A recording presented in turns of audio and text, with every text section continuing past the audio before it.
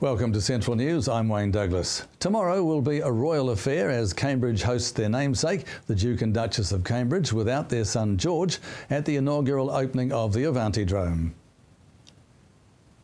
Te Puke is being ambitiously pitched to Kiwi filmmakers as a competitive, cost-effective strategic location to make movies to attract more economic activity to the Western Bay.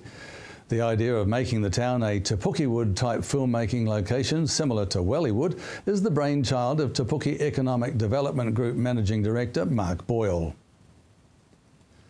A plea is being launched for people to support a pair of top Mount Maunganui sibling surfers in their bid to keep going on the World Contest circuit. Jonas and Ellen Tafaru are currently competing in the 2014 Whistler ISA World Junior Surfing Champs in Ecuador. Young Tauranga residents will get a sky-high view of the city this weekend thanks to the Te Aranui Trust and Classic Flyers Take a Kid Flying initiative.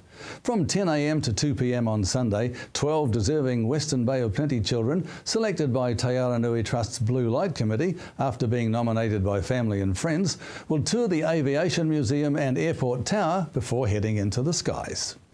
And in sport tonight, the Waikato Pistons have a big game this Sunday at the Hamilton Boys High School at 3 p.m. as they take on the Taranaki Mountaineers.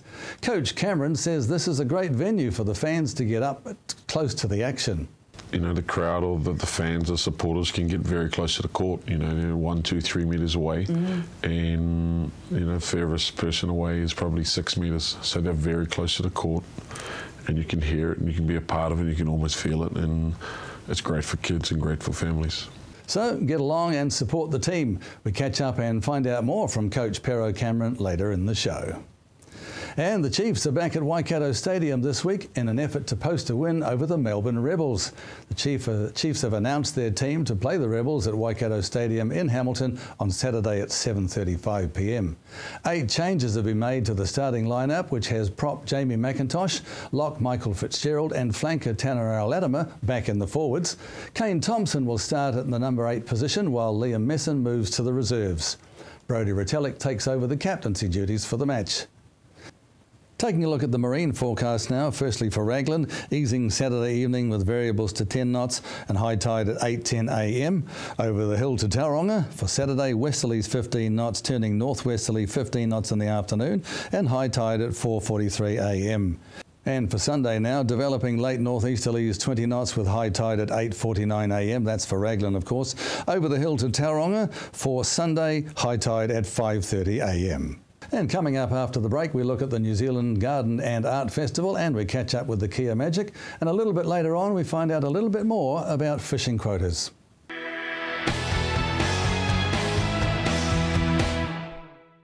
Welcome back to Central News. John Beach, the director for the New Zealand Garden and Art Festival, gives us an update on how things are progressing for the upcoming festival. Full swing into registration at the moment. We're getting all the registrations for all the gardens and we've got 25% new gardens on the garden trail this year. All the artist registrations are coming in, as well as the sculpture symposium artists, and there's a few art events like Masterclass and Funky Flora Fashion. So we are still taking last minute registrations.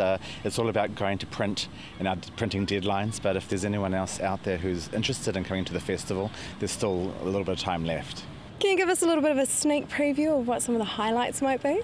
Yes, absolutely. It's shaping up to be a really exciting program. We're thrilled to have the Sculpture Symposium here at Mount Maunganui at Mount Jury, and we've got 20 artists competing this time in the symposium, which is great.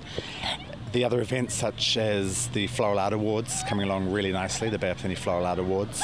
We've got a wonderful artist from Auckland, Brian Collette, who is specialising in creating life-size sculptures made out of succulents, and they're giant-sized moas and tuataras and that sort of thing, so that's going to be a real highlight. The speaker series is shaping up really well. Stephen Wells, from Australia. He's the Australian Gardener of the Year. He's specialising in horticultural therapy and sensory garden planting. When and where will you be looking at launching tickets? The festival this year is actually returning to the lakes. We had a smaller festival back in 2008 at the lakes, and this year is going to be a central hub for the festival. We have a 50 by 20 metre stretch tent going in there, which will house all our events, including all our exhibitions, the workshop and speaker series. We've got a full-on cafe down there as well, where people can take a break through the garden trail and come down and see what we've actually got down at the lakes. And when are you looking at launching the tickets?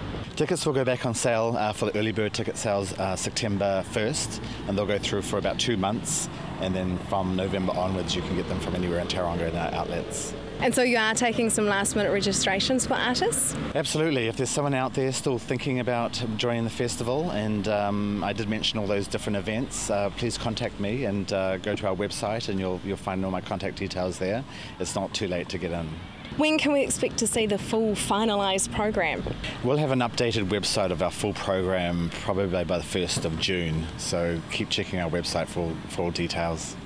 You actually have a school program this year. Can you tell me about that? Yeah, we're really excited about this, Hillary. It's a school concept garden project that we're having down at the lakes. We've invited 6 local schools from Tauranga around Mount Maunganui to create a garden down at the lakes.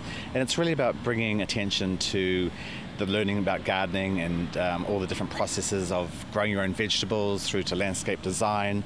It's a little competition, and it's just really bringing awareness to young kids that gardening can be done at any age.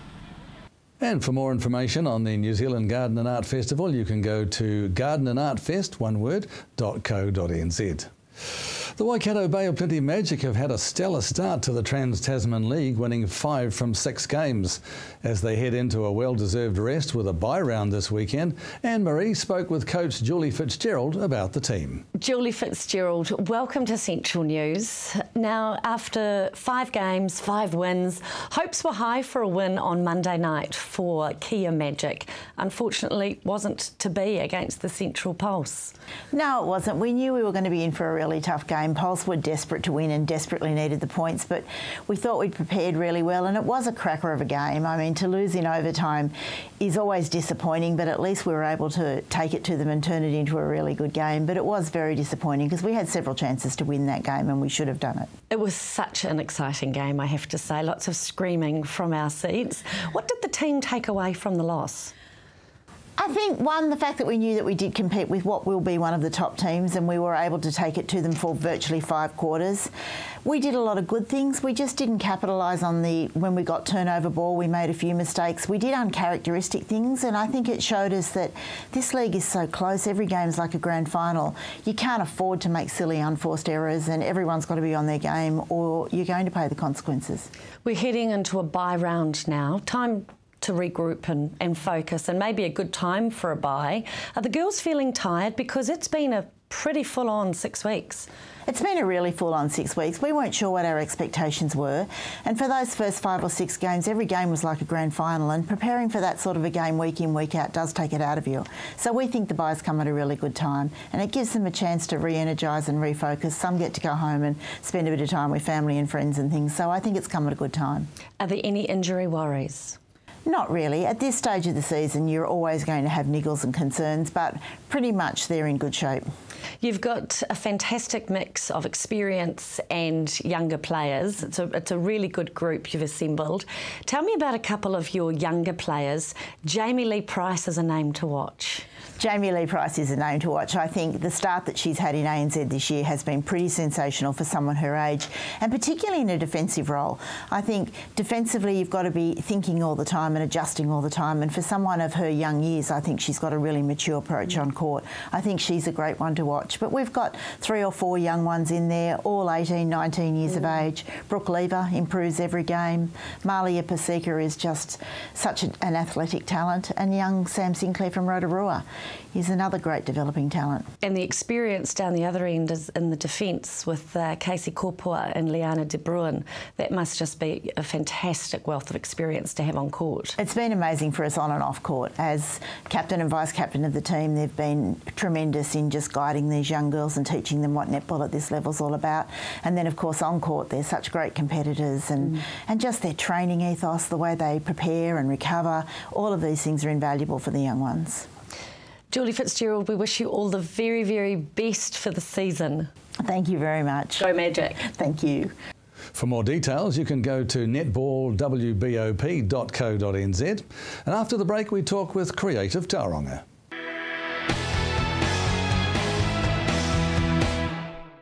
Welcome back. Hilary catches up with Tracy and Denny from Creative Tauranga for the latest news on the Bleeding Vinyl exhibition. Fantastic exhibition.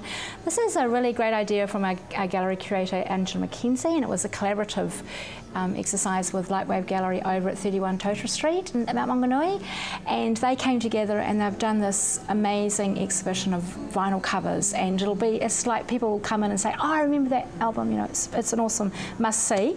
It's here until the 11th of May, and then it moves over to Lightwave Gallery, so if you miss out before then, you can always go over there and have a look. Voyage exhibition is also coming up. That sounds quite interesting. Yeah, that's a very interesting exhibition actually. That's going to be held in Zohar over at Mount Maunganui, and Mr. Jefferson is his name, and it's a kind of like sea creatures and sailors, and kind of a quirky looking exhibition. I'm kind of liking it. It's like those you know, when you hang on the wall, little ceramic. Yeah, the ceramic images. Yeah, and they're kind of quirky, but it looks a lot of fun. I definitely recommend to go along and have a look. Tracy, Waipuna Hospice have some fundraising events coming up. They have amazing fundraising events. Trish Ray's very busy and very capable with that side of things. So they have 2 fundraising events coming up. The first one of interest is around the gorgeous dances that were on New Zealand's Got Talent, that was the one. I think everyone remembers the gorgeous big Samoan gentleman with his very petite ex-New Zealand ballet girlfriend, so they'll be performing, and also our very own Anna Hawkins will be singing, as well as the young singing instructor that actually won the competition. So they'll all be here at Holy Trinity as a fundraiser for Waipuna Hospice. So check out our magazine online, and all the dates and information are there. It's going to be a spectacular night actually. It will be, it will be. Denny, what is Wonders in Wonderland? Yes, interesting. This is actually Suzanne Hanger's School of Dance annual show that they're putting on. It's actually been written by Hannah Lane, which is the teacher there, and now of course it's the enchanted story of Alice in Wonderland, and that starts in Bay Court. You can get tickets for Bay Court. All the information about the dates and times is in the Creative Beat magazine, which you can view online or pick up from Creative Tauranga. And there's Chicago coming up as well. I know. Yep, it's that time of year. Yeah, that's on as well, because I was just saying I've got tickets. I think it's to opening night. By the Tauranga Musical Theatre are putting that show on, and they did it 20 years ago, and now it's doing it 20 years on. And the lady that's playing the part that played Roxy Hart, and 20 years ago, she's now into the mature role of the Mama Horton in the jail. So I'm looking forward to seeing that. And make sure you visit Creative Tauranga for this and many more exciting exhibitions. He is regarded as one of the greatest players to wear the Tall Blacks jersey, and he is now back at the playing days where he started as coach of the Waikato Pistons. Anne-Marie caught up with Pero Cameron to talk about the team and the home game this weekend. Pero Cameron, it's a privilege to have you in the studio. Welcome to Central News. Thank you. 2 games into the season, Waikato Pistons have lost 1 and won 1. How are they feeling? Yeah, not in both games weren't very good performances, but you know, we got across the line on one of the games. But you can't take games that you lost and didn't play very well back, so we move on to the next one. What did the team take away from their loss on Friday night against the Bay Hawks? I think because they were down one of their main guys, that you just can't take this league for granted, and you have to work, and you still got to show up and play. And it's tough on the road. You know, every team's going to be tough at their home venue. And do you think that helped against the Super City Rangers on Sunday? Because that was a good win, 85-75. Yeah, that was a good win. Tough game again. We never really broke away until the last quarter. We managed to put it up to 22, 24 points, and then they climbed back into the game in the last 3 minutes to cut it to 12-10, but 10 points. But again, a sloppy finish, but we're trying to make the team better and better each week. What are the key areas you're working on at the moment? A couple of things: defence and rebounding that get you past the group into the top 4. And I think the other thing is just gelling as a team, because we're all different. We're very young. We have 2 or 3 experienced players, but it's the race to gel. We need to get wins to go further along into the playoff post-season. You have got a mix of experience in your team with your younger players and your experienced ones. Who are your key players? I think our point guard coming out from America, Baltimore's, Corrins, has some experience in the Australian League, and he's young, he's 24, 25, but he's very experienced and he's very loud, and I love it, you know, and he's not shy, and that's what we need. I think he's a key to our team to make the team work. And then we've got a couple other vets, and Akeem Wright and Casey Frank, who pick up the slack, and they're leaders in their own right, and they're not shy to say a few things.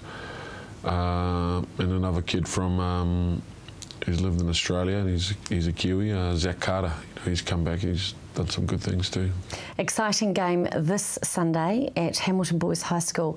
These games are electric. The atmosphere at live games is just incredible, isn't it? Yeah, it's good because, you know, the crowd or the fans, the supporters can get very close to the court. You know, they're 1, 2, 3 metres away, and you know, furthest person away is probably 6 metres. So they're very close to the court, and you can hear it, and you can be a part of it. You can almost feel it, and it's great for kids and great for families. Pero Cameron, best of luck for this Sunday. Cheers, thank you. And don't forget, the Waikato Pistons play the Taranaki Mountaineers this Sunday at the Hamilton Boys High Gym. Tip-off is at 3 p.m.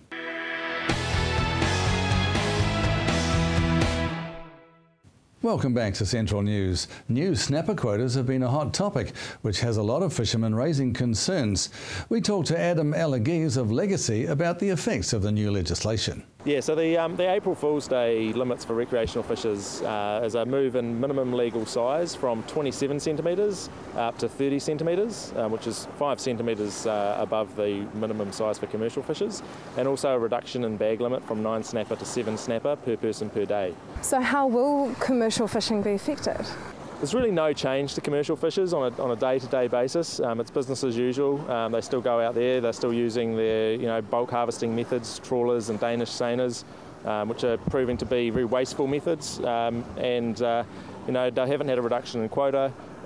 They can catch 25 centimetre snapper, and in the meantime they throw away millions of smaller snapper. So there's really no impact for them. There are, what the Minister's referring to as a raft of measures, which include cameras on boats and a bit more monitoring. We've had no updates on anything, in terms of progress made. How are the Bay Plenty waters looking? Is there a lot of snapper out there to be caught? Well, it depends on who you talk to, really. Recreational fishers, like to protect their egos and say that they're catching a lot. But according to the Ministry's own figures, the snapper fishery in the Bay of Plenty is in a disastrous state. It's 6% of the original biomass. So we've taken 94% of the snapper that were there are no longer there. What has the general consensus been once you're out and about talking to all the local fishermen? Are they angry? They're pretty angry at not so much at what the size and bag limits are. I think many fishers are okay with that as a reasonable bag limit. It's the fact that the commercial fishing fleet is unaffected, that the fishery isn't rebuilding as quickly as we want it to, there's just big inequalities between the different size limits. Why is a commercial fisherman allowed to catch a 25 centimetre snapper and I'm only allowed to catch a 30 centimetre? It's a bit of a shocker, really. Double standard exists purely because commercial fishers can't selectively harvest snapper. They, unless they're using, say, long line where they can throw the fish back. But if you imagine a big net with its diamond, diamond mesh like this, and when when a small snapper gets in there, or when there's a bit of weight in the mesh and in the net, the net squeezes like this, so the small fish just can't escape. So it's a bit of a catch-22 where either they would kill and waste lots of small fish, or they'd keep them. And the government said they can keep them at 25 centimetres. It's pretty hard to explain to, say, your kids when you're fishing or you go to the supermarket, you see a 25 centimetre snapper there, and you've got to explain to them, hey, we can't, we can buy that one, but then you go fishing with them and the one on the end of their line's all of a sudden too small. It's just a real double standard that needs to be addressed. And for more on this topic, visit Legacy, that's Legasea, legacy.co.nz. And taking a look at the Waikato weather for your weekend, Hamilton for your Saturday, bringing a few showers, gradually clearing and light winds with a high of 22 and a low of 10. For Pairoa, a high of 23 and a low of 11. Matamata for you, occasional showers, some heavy at first, then becoming isolated during the afternoon, a high of 20 and a low of 12. Te Awamutu, a high of 22 and a low of 10. Tokoroa, showers with an easterly and a high of 17 and a low of 10. And taking a look at the Bay of Plenty now, Tauranga, fine spell, so that's good news, with a chance though of a morning shower, a high of 22 and a low of 15. And Te Puke, 21 with a low of 14. Moving through to Sunday, Hamilton mostly cloudy with northwesterlies developing. Your high should be 22 and a low of 12. Pairoa 22 with a low of 13. Matamata, you're looking to be cloudy with northwesterlies developing. A high of 19 and a low of 14. Te Awamutu, a high of 22 and a low of 12. Tokoroa with a high of 19 and a low of 11. And for Sunday, Tauranga, you're heading for mostly cloudy conditions, occasional showers with light winds and a high of 21 and a low of 15. And lastly, Te Puke with a high of 20 and a low of 14. And that's Central News for this week. Make sure you like us on Facebook and let us know if there's news or an event in your community that we can support. Thanks for having us at your place. I'm Wayne Douglas. Ka kite anō.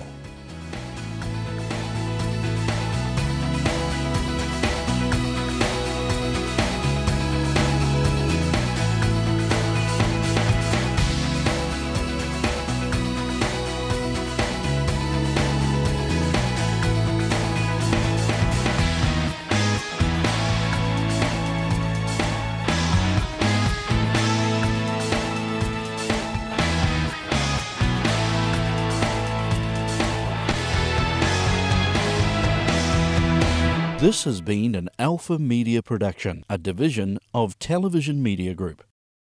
Supporting local content so you can see more of New Zealand on air.